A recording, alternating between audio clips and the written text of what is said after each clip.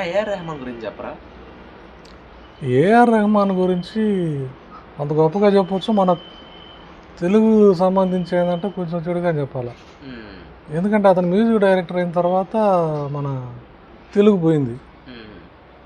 గొప్ప విషయం ఏంటంటే ఆయన మ్యూజిక్ డైరెక్టర్ అయిన ఫస్ట్లో హ్మ్. ఆయన ఫస్ట్ స్టేట్మెంట్ ఇచ్చాడు, కొత్త వాళ్ళకి అవకాశం ఇస్తాను అని. హ్మ్. అదే విధంగానే ఆయన అవకాశం ఇచ్చినాడు.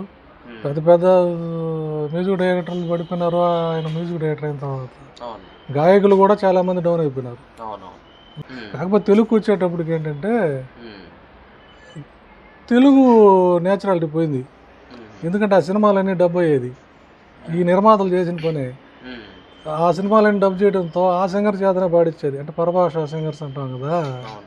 వాళ్ళ చేత పాడించతో మన వాళ్ళకి ఏంటంటే అప్పుడు హ్మ్. అంటే అప్పుడున్న యువత, అంటే మేము కూడా అప్పుడు యువత కదా లెక్క ఆ టైం, అవును. అవును. అదే కొత్తగా పాటలు రావడం, హ్మ్. అంటే తెలుగుని కొంచెం భాష వచ్చి రానట్టుగా పాటలు అవుతుందంటే అదొక కొత్తదనం వచ్చేసి బాగా ఎంకరేజ్ చేశారు. హ్మ్.